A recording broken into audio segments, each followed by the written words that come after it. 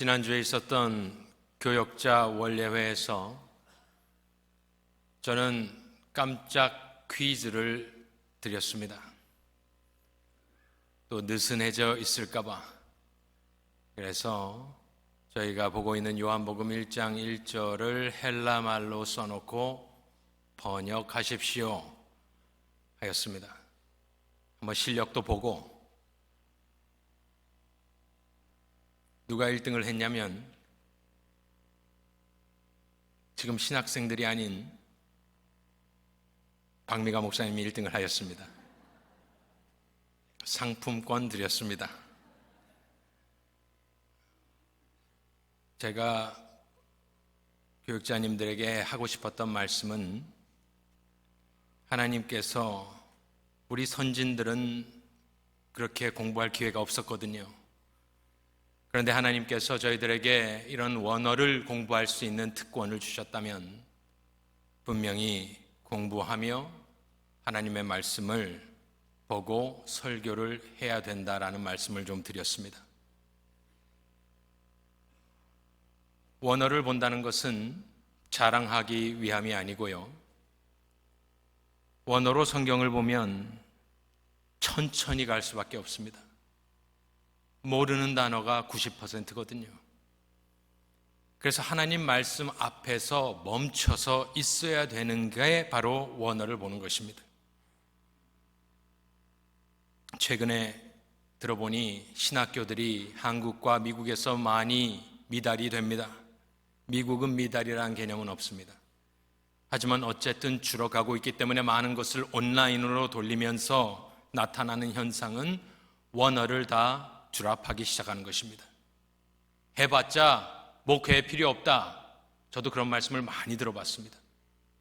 그런데 제가 왜 신약 성경을 공부하고 말씀을 할 때는 그렇게 하는지 말씀을 이미 드렸습니다. 또 특별히 R.C. 스프롤이 요한복음 그걸 쓰면서 자기는 젊어서 요한복음 전체를 헬라말을 모두 다 영어로 2번 번역했었다라는 말을 듣고 큰 도전이 되었습니다. 어쨌든 강해를 하기로 했기 때문에 저는 지금 그렇게 단어장까지 만들면서 고3처럼 공부하고 있습니다. 제가 이런 말씀을 드리는 이유는 오늘 본문 말씀에서 제가 많이 아는 것도 아니고 잘나거나 잘난 체를 하려고 하는 것이 아니고 이런저런 이유 때문에 하나님의 말씀을 원어를 펴놓고 공부하며 제 눈에 들어오고 묵상했던 3가지를 말씀을 드리려고 하며, 이렇게 제가 말씀을 보고 설교를 하기 때문에 저는 본문을 크게 잡지를 않습니다, 대부분. 그래서 오늘은 초두에 있는 말씀이 육신이 되어 우리 가운데 거하심에까지 보며 성육신에 대해서 생각을 해보도록 하겠습니다. 이번 주 화요일 저는 성경을 이제는 영어로 저는 거의 읽지를 않습니다만은 어떻게 본문을 정할까 읽고 14절을 읽고 그 다음에 제 파란색 성경책을 폈습니다. 그것이 헬라 성경책인데 그걸 보는데 14절을 설명하면서 저는 큰 충격을 읽으며 받게 되었습니다. 모르는 단어는 충격을 받을 수가 없죠. 모르니까. 하지만 너무나 쉬운, 특별히 요한복음 1장은 쉬운 단어들 뿐이거든요. 그런데 제가 아는 단어가 나왔습니다. 너무나 잘 아는 단어. 특별히 고린도전서 15장 45절 이후에 저희가 학교에서 트레이닝 받을 때 거기를 거의 외워서 헬라말로 쓰고 번역하는 것을 수차례 했기 때문에 너무나 잘 아는 단어가 나왔는데 이렇게 되어 있습니다. 그리고 그 말씀, 육신이라는 단어, 헬라 단어를 보게 되었습니다. 아무리 베이직한 거를 우리가 안다 하여도 성육신의 몸을 헬라 말로 되어보라 하면 몇 가지 우리 머릿속에 떠오르는 단어들이 있습니다. 그 중에 대표적인 것은 헬라 말이지만 소마라는 단어입니다. 사이코소매틱 할 때 나오는 그 단어입니다. 몸을 이야기할 때 보통 소마를 이야기하는데, 여기 있는 단어는 제가 말씀드린 대로 잘 아는 단어인데 그냥 뭐 어렵고 해도 그냥 제가 한 단어 읽겠습니다. 양해해 주십시오. 사르크스라는 단어입니다. 저는 그 파란색 성경책을 보면서 거기까지 읽고 이 아는 두 단어 앞에 로고스와 사르크스라는 너무나 쉬운, 정말 베이직이거든요. 그런데 그 말씀을 거기까지 읽고 충격을 받았습니다. 거짓말 안 보태고. 저희가 성경을 읽으면서 충격을 받질 않습니다. 다 아는 내용이고 읽었기 때문에 충격받을 일이 없지요. 그런데 저는 정말 처음으로 그 말씀을 읽으며 머리가 띵할 정도로 충격을 받았습니다. 정말입니다. 왜냐하면 이 단어 육신이라는 단어를 헬라말로 보니까 이 단어는 사도 바울이 자주 쓰는 단어입니다. 혈과 육은 하나님의 나라를 유업으로 받을 수 없다. 이 혈과 육을 이야기할 때는 영과 대비하여서 쓰는 말로 안 좋은 의미를 담고 있습니다. 정욕, 육신, 뭐 이런 것입니다. 예수의 몸이 죄가 있을 리는 없고 그리스도교, 예수교는 특별히 몸을 굉장히 중요시하고 거룩하게 생각하는 단 하나의 종교입니다. 몸의 구원을 믿기 때문입니다. 성령이 계신 우리 몸이 성전이라고도 이야기를 합니다. 그런데 제가 충격을 받았던 그 단어는 저를 처음으로 성육신이 무엇인지를 가슴으로 느끼게 해 주었습니다. 이 1장 14절을 어떻게 설명할 것인가, 성육신을 어떻게 설명하실까, 그렇게 고민을 하고 있던 차였지만 그것과는 상관없이 가슴을 때리는 무엇이 있었기 때문입니다. 여태 저는 저와 여러분은 많은 시간을 이 말씀 로고스에 대해서 묵상을 하고 있었습니다. 그런데 바로 옆에 붙여놓은 단어입니다. 그 말씀이, 그리고 육신이란 단어는 다른 것보다는요, 치욕과 수치가 들어있는 몸이기 때문입니다. 죄는 없다고 이미 말씀을 드렸고요. 이 충격을 어떻게 설명해 보실 것인가 제가 좀 생각을 해보았습니다. 보통 우리가 성육신을 이야기할 때 하나님이 인간이 된 것은 마치 우리가 벌레가 되는 것과 비슷한 거야 하는 말을 종종 들어보았습니다. 그렇지만 아무도 거기에 충격을 받지는 않습니다. 상상할 수도 없고 별로 큰 의미가 없기 때문에 벌레가 되었다, 바퀴벌레만도 못하게 되었다, 아무런 감흥이 없습니다. 그런데 제가 받은 그 충격의 느낌을 조금 살려서 제가 번역을 해본다면, 그 영원하시고 고귀하시고 하나님이셨던 말씀, 참빛이고 생명이셨던 그 말씀이 고기 덩어리가 되었다. 그 영원하시고 존귀하신 말씀이 몸뚱이가 되었다. 몸뚱아리가 되었다. 이 정도입니다. 이 말씀을 읽으며 육신이란 말은 너무나 고상한 단어입니다. 이 말씀, 이 한 단어 안에서 비천함과 비참함이 느껴져야 합니다. 하나님이 전지전능하시지만 할 수 없는 것이 몇 가지가 있습니다. 하나님은 죽을 수 없습니다. 하나님은 거짓말할 수 없습니다. 하나님은 어둠이 될 수가 없습니다. 자기의 속성과 반대되는 것을 하나님은 하실 수가 없습니다. 그렇다면 하나님 존재에 대한 반대 개념은 무엇일까요? 보통 우리는 무신론, 신이 없다라고 생각을 하지만 그것은 있을 수 없는 일이고, 신에 대해서 하나님의 반대 개념, 가장 극과 극이 되는 개념이 바로 이 육체입니다.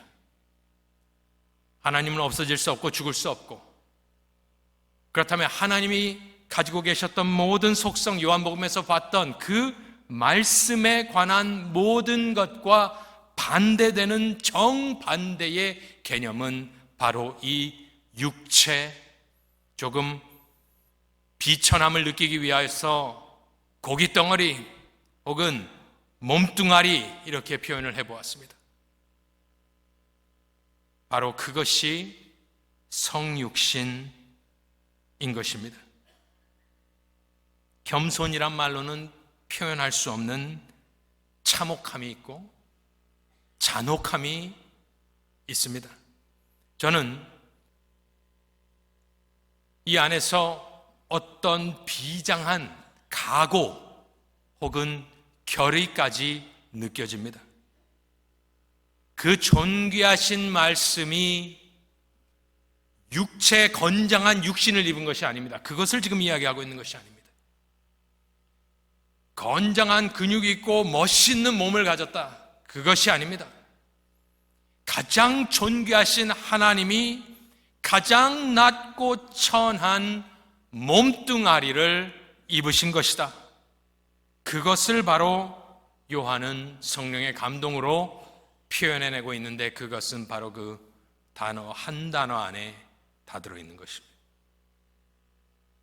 개혁신학이란 말을 많이 들어보셨지만 저는 개혁신학을 웨스트민스터 신앙 고백서라고 생각을 하는 사람입니다. 칼빈이 시작을 하였지만 개혁신학의 최고봉은, 정점은 웨스트민스터 신앙 고백서 1647년에 정립된 개혁신학입니다. 그 개혁신학의 입장에서는 예수를 여러 가지 카테고리를 쓰면서 설명을 합니다. 그 중에 하나는 바로 낮아지심과 높아지심이라는 두 카테고리로 예수님의 삶과 사역을 설명하는 부분이 있습니다. 그런데 예수님의 낮아지심, 치욕, 영어로는 humiliation이라는 표현을 씁니다. 그것이 어디에서부터 시작되는가? 신앙고백서에서는 지금은 많은 교회들이 사순절 기간을 겪으며 그리스도의 고난과 순환을 묵상하는 기간입니다. 보통 우리는 그 기간 동안 예수님의 십자가 사건을 묵상합니다. 고난주간을 기리며 그가 받았던 모든 고난을 묵상하지만 웨스트민스터 신앙 고백서에서는 그의 현격하게 낮아지심을 어디서부터 풀어내냐면, 그의 낮아지심은 그분의 탄생에서부터 비롯된다라고 이야기를 합니다. 그리스도의 낮아지심은 그분이 강생하시되 그처럼 비천한 형편에서 태어나셨고 율법 아래 나셨으며 이 세상에서 여러 가지 비참함을 겪다가 하나님의 진노와 십자가의 저주의 죽음을 받으셨고 장사되셔서 얼마 동안 죽음의 권세 아래 거하셨다 이야기를 합니다. 즉 오늘 그 말씀이 육체가 됨부터 그리스도의 고난은 시작되었던 것입니다. 십자가에서부터 시작되는 것이 아닙니다. 그 영원하신 하나님이 육신을 입고 육체를 입고 몸뚱아리를 가지시며 하늘에서부터 땅으로 떨어지는 것이 바로 예수 그리스도의 강생이시며 우리가 평상시에 이야기하는 성육신이지만, 성육신은 그렇게 고귀한 무엇이 아니었습니다. 참으로 비참함, 신이 몸뚱아리를 가지며 시공간 안으로 들어온다는 것, 저는 그 육체의 그 한 단어에서 그리스도의 성육신을 처음으로 가슴으로 느끼게 되었습니다. 이 낮아지심을 저는 좀 오랫동안 그냥 바라만 보고 싶습니다.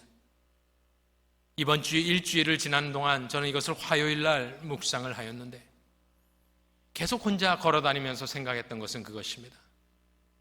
말씀이 육체가 되었다고. 이거는 참, 하나님이 사르크스, 이게 되었다고. 그 말씀이 로고스가 사르크스가 되었다고. 이건 참 말도 안 되는 일이고 충격적인 일이고 비참한 일이다. 이 생각을 하며 지냈습니다.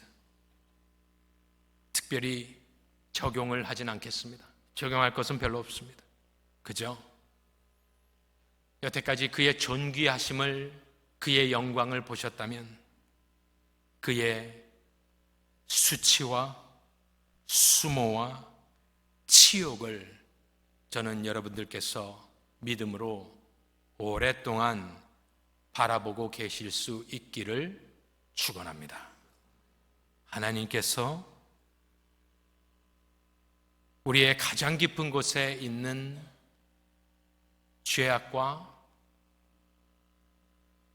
상처를 고치시고 바꿔주시고 치유해 주실 것입니다. 그것이 바로 첫 번째 단어였습니다. 육체가 되었다. 두 번째는 되었다라는 단어를 우리가 꼭 짚고 넘어가야 합니다. 여태까지 처음부터 요한복음을 쭉 이렇게 보니까 요한은 헬라어 두 단어를 계속해서 구분하며 사용하고 있었습니다. 한국말이나 영어로 보면 보이지 않지만 헬라말은 똑같이 생긴 단어이기 때문에 여기 나오고 여기 나오고 여기 나오고 쫓아가다 보면 요한은 영원하신 말씀이 계셨다라는 표현을 할 때 쓰는 한 단어를 똑같이 계속해서 이 말씀을 묘사할 때 쓰고요. 다른 모든 것, 피조 세계를 나타낼 때에는 스스로 계심 말고 창조하심을 받은 무엇을 나타낼 때는 또 다른 단어. 그래서 이 두 단어, 첫 번째 단어는 예수님의 영존하심, 그것을 설명할 때 쓰는 단어를 계속 쓰고 있고, 또 다른 단어는 피조물을 설명할 때 계속해서 똑같은 단어를 써왔습니다. 3절에 만물이 그로 말미암아 지은 바 되었다. 근데 나타낸 바 되었다. 6절에 하나님께로부터 보내심, 아닙니다. 하나님께로부터 나타냄을 받은 사람, 세례 요한을 이야기할 때. 그런데 오늘 말씀이 육신이 되었다 하는 말은 바로 피조 세계를 설명할 때 썼던 단어를 썼기 때문에, 또 누군가는 예수님이 피조물이 아니냐 이런 말을 할 수 있기 때문에 이것은 오늘 꼭 짚고 넘어가야 하는 중요한 단어가 됩니다. 이것을 설명하려면 성경 전체에 대한 것으로 설명을 해야겠죠. 예수님은 피조물이 아닙니다. 육신을 입었어도 창조되었다라고 우리가 절대로 설명을 하지 않습니다. 그러면 예수님이 육신을 입었을 때에 그가 하늘에서부터 가지고 계시던 그 신성은 어떻게 되었을까요? 없어지셨을까요? 멈추어 버렸을까요? 아닙니다. 신학적으로 이야기를 하다 보면 비비 와필드라는 유명한 신학자는 성육신은 신성에다 육신을 더하는 덧셈이지 자기를 비웠다 하여 신성을 버린 뺄셈이 아니다라는 말을 하였습니다. 맞는 말입니다. 그렇다면 그 안에, 이것이 정통교리라면 그 예수 안에 신성과 인성이 어떻게 존재하는지 설명할 필요가 있는 것입니다. 제가 굳이 설명하려고 애쓸 필요가 없이 이럴 때는 우리 신앙의 선조들이 만들어 놓은 신앙 고백서를 읽어보면 알 수가 있습니다. 갈세돈 혹은 칼케돈 신조라는 것이 있습니다. 거기에 예수님 안에 어떻게 무한과 유한이 존재하며 특별히 신성과 인성이 같이 존재하는지를 짧게 표현한 구절이 있는데, 그것은 혼합 없이, 변화 없이, 분할 없이, 분리 없이 두 본성이 한 인격체 안에서 존재한다라고 설명을 합니다. 그 안에 완벽하게 존재하지만 떨어지지 않았고 믹스되어 혼합되지 않았습니다. 구별을 하되 우리가 따로 떼어서는 생각할 수 없으며, 무슨 일을 할 때 예수님 한 사람이 하는 것입니다.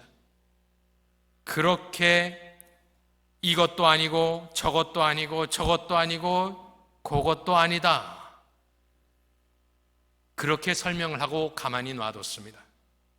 왜냐하면 그대로부터 신성과 인성이 어떻게 존재하는지를 설명하는 사람들은 대부분 다 이단이 되었습니다.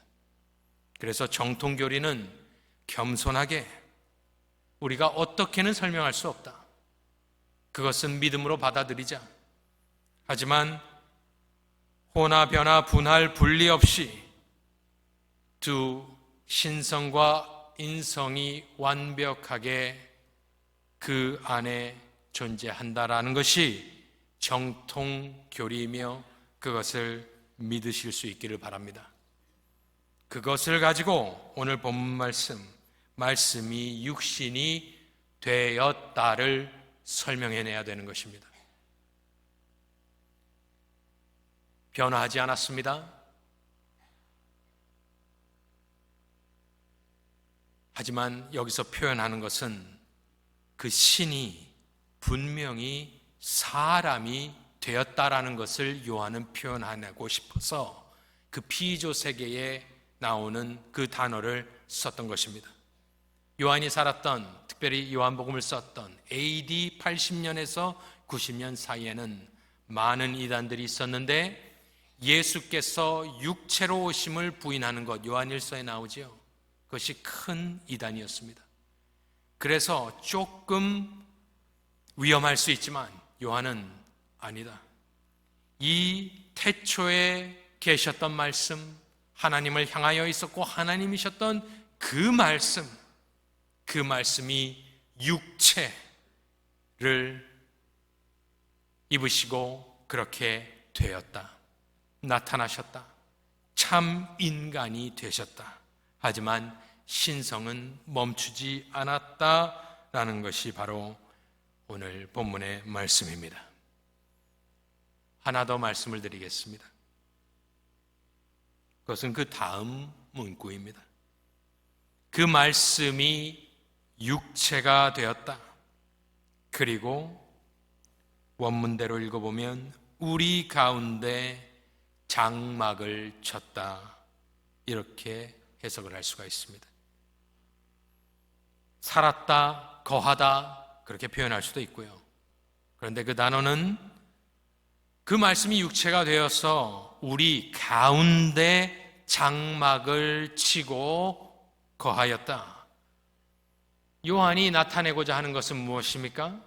바로 구약 성경에 나오는 성막과 연관지어 예수 그리스도를 생각하기 원했던 것입니다. 옛날에는 성막이 있었고 그것이 자라 성전이 되었고, 그리고 예수 그리스도께서 당신의 몸을 성전이라 하셨고, 우리 또한 성령이 거하시는 성전이 우리 몸이라 하였기 때문에 그렇습니다.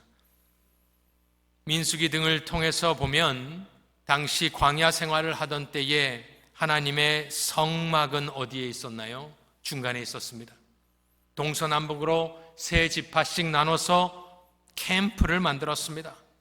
하지만 정중앙에 성막이 있었습니다. 그것은 하나님 백성 가운데 임재를 나타내었습니다. 아니, 임재 자체였습니다. 또 장막이었기 때문에, 텐트였기 때문에 접어서 움직일 수가 있었습니다. 그래서 어디로 가든지 하나님의 인도하심과 함께하심을 보여주었습니다. 회막을 포함해서 성막에서는 하나님이 무엇을 하셨습니까?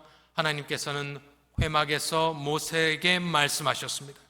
즉 여기서는 하나님이 당신을 계시하는 곳이었고 당신의 백성을 만나주시는 곳이었고 특별히 그에게 제사를 드리는 곳이었습니다. 성막은 장차 건축될 성전을 예견하였고 말씀드린 대로 성전은 예수 그리스도를 예표하는 것이고 궁극적으로 그것은 하나님과 그의 백성이 천국에서 영원히 함께 사는 모형을 나타내는 것이 바로 성막이고 성전이고, 그래서 요한은 성령의 감동으로 말씀이 육신이 되어 우리 가운데 성막처럼 텐트를 치고 장막을 치고 사셨다라고 표현을 하고 있는 것입니다. 하지만 구약 성서에 나오는 그의 임재는 특이한 것이 있습니다. 가까이 있는데 다가갈 수 없는 아이러니가 있었습니다. 성막은 한가운데 있었고 가까이 바라보고 그의 백성과 함께 계셨지만 다가갈 수는 없었습니다. 그것이 바로 구약 성경에 나오는 하나님의 임재였습니다. 그러나 마태복음 27장 50절을 보면 예수께서 다시 크게 소리 지르시고 영원히 떠나시니라. 이에 성소 휘장이 위로부터 아래까지 찢어져 둘이 되고 땅이 진동하고 바위가 터졌다라고 이야기를 합니다. 성경이 성경을 풀터인데 히브리서 10장 19절과 20절을 읽어보면 그러므로 형제들아 우리가 예수의 피를 힘입어 성소에 들어갈 담력을 얻었나니 그 길은 우리를 위하여 휘장 가운데로 열어놓으신 새로운 살 길이요 휘장은 곧 그의 육체니라 이야기를 하였습니다.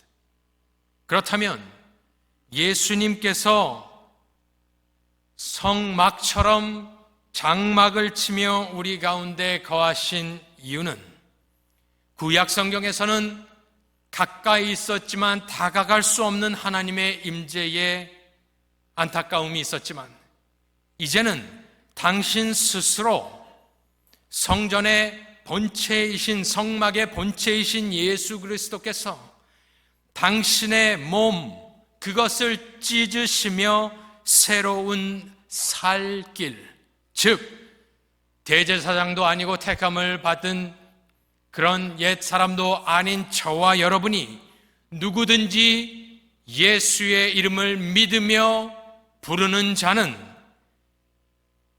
지성소 안으로 하나님의 임재 안으로 믿음으로 들어가는 길을 열어놓으신 것입니다.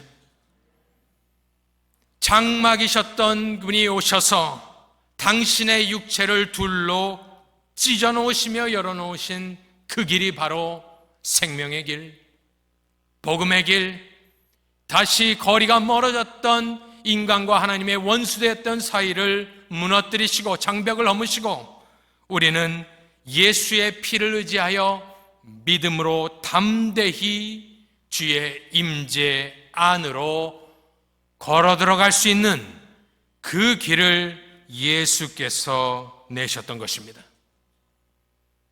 이쯤에서 제가 하나 더 질문을 제 자신에게 하였습니다. 목적이 무엇이냐?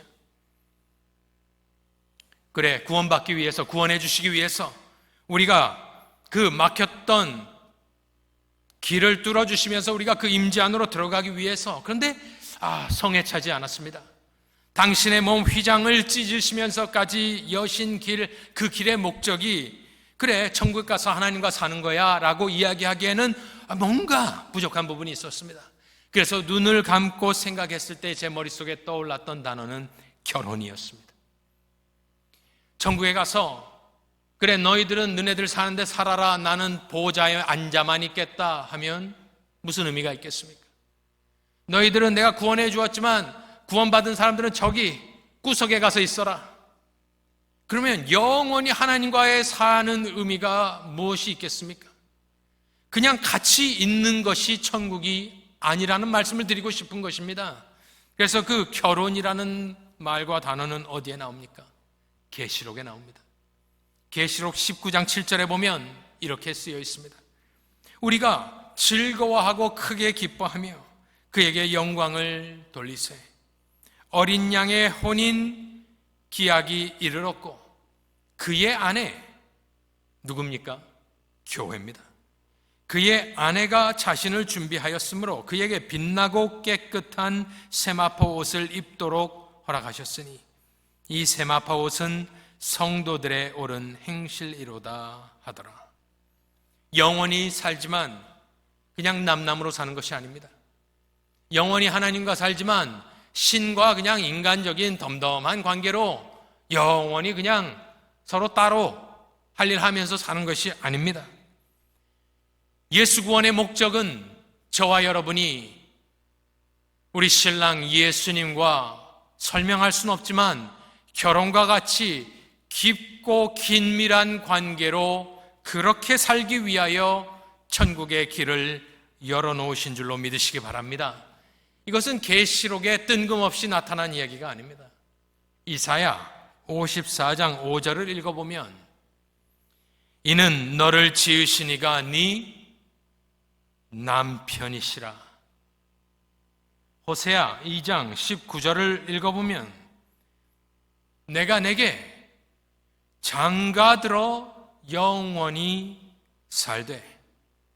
에베소 5장에 읽어보면 그러므로 사람이 부모를 떠나 그의 아내와 합하여 그들이 그 둘이 한 육체가 될지니 이 비밀이 크도다. 나는 그리스도와 교회에 대하여 말하노라. 그리스도와 교회의 관계가 어떤 관계인 줄 아십니까? 그냥 내가 피 흘리고 죽었으니까 너희들 구원하고 천국에 와라, 우리 그냥 영원히 살자가 아닙니다.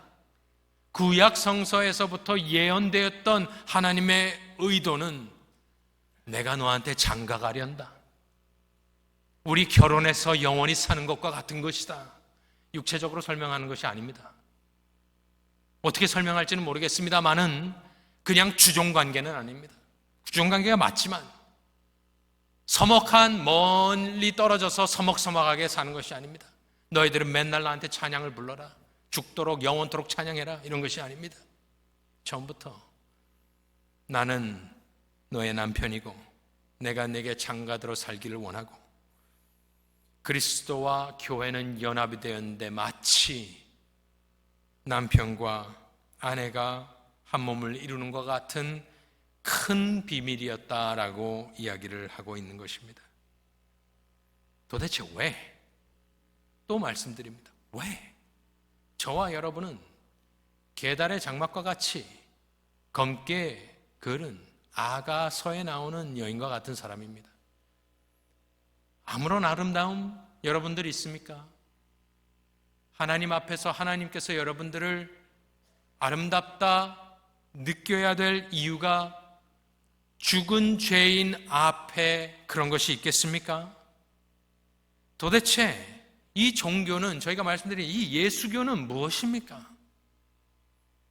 다른 종교는 다 돌을 닦고 올라오라 하지만, 아니 죄인과 결혼을 하겠다 하는 이 하나님은 도대체 어떠한 하나님입니까? 그러다 보니까 제가 말씀드린 대로 이제 저는 요한 1서가 조금씩 눈에 들어온다 말씀을 드렸습니다. 요한 1서는 처음부터 끝까지 사랑 노래입니다. 사랑 타령이 너무나 많습니다. 요한복음을 쓸 때는 예수님을 옆에 따라다닌 뒤 50년이 지난 뒤입니다. 그 많은 세월 목양하며 목사로, 목회자로, 사도로 살고 요한복음을 적어 내려갈 때에 내가 모셨던 예수님이 단순한 사람이 아니었다, 그리고 성령의 감동으로 그것을 적어 내려가며 태초의 말씀이 계시니라부터 시작을 했는데 그 말씀이 육체가 되어 우리 가운데 거하셨다, 장막처럼 지내셨다. 이것을 고민하고 설명하려다 보니 하나님의 본질을 알게 되었고 도대체 왜 하나님이 이렇게 하였는가, 왜 육신을 입었는가? 육신을 입은 것도 비참한데 왜 죽어버렸는가? 부활하셨는가? 왜 우리에게 성령을 보내심으로 그의 자녀 삼아주시며 그리스도와 연합시키는가? 다른 설명의 길이 없습니다. 이것을 설명할 수 있는 단 하나는 바로 사랑입니다. 영원에서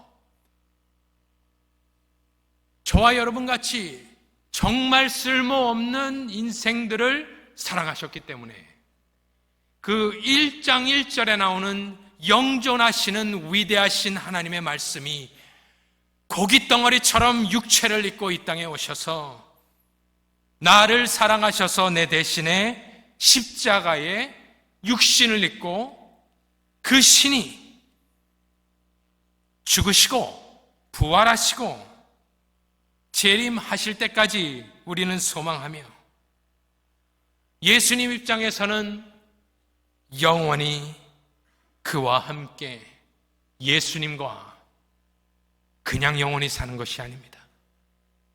영원히 사랑하며 사는 것입니다. 영원히 그 예수님과 서로 사랑하며 처음부터 끝까지 우리 예수님은, 우리 하나님은 사랑이신 줄로 믿으시기 바랍니다. 적용하지 않겠습니다. 할 수 없습니다. 이 말씀 앞에 오랫동안 서 계십시오. 왜 이러셨는지, 이게 누구인지, 무엇을 하려고 하시는지, 나를 부르심의 목적은 무엇인지, 왜 나를 구원해 주셨는지, 요한과 똑같은 결론을 내리시게 될 겁니다. 예수님 사랑하십시다. 주의 몸된 교회를 사랑하십시다. 아픔이 있다고요? 이 사랑 안에 치유를 완벽하게 받으십시오. 우리 가족들을 사랑합시다. 제가 모셨던 목사님이 옛날에 이 사도 요한에 대해서 이야기를 해준 것이 있습니다. 어디 교부들이 쓴 어디 책에 나온다 했는데 저는 기억이 나지는 않습니다만, 요한은 젊어서 천둥의 자식, 우레의 자식 보아너게였습니다. 성격이 급하고 괄괄한 사람이었습니다.